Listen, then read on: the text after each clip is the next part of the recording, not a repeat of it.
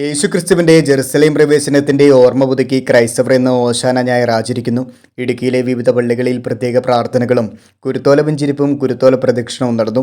രാജകുമാരി ദൈവമത പള്ളിയിൽ ഇടുക്കി രൂപതാമെത്രാൻ മാർ ജോൺ നെല്ലിക്കുന്നേൽ ഓശാന ഞായർ തിരുക്കർമ്മങ്ങൾക്ക് മുഖ്യ കാർമ്മികത്വം വഹിച്ചു.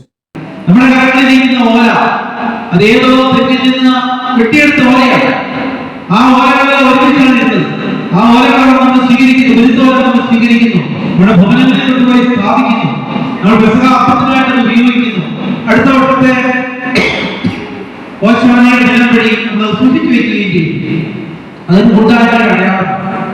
ഈ കൂട്ടായ്മയിലേക്ക് നമ്മൾ വളരണം. ഇടുക്കി രൂപത വികാരി general Mon Abraham Purayat, father Joseph Thachukunnel, father Amal Manimalakkunnel, father Alex Ernakulam തുടങ്ങിയവർ സഹകാർമ്മികരായി. കുരുത്തോല പ്രദക്ഷിണവും നടന്നു.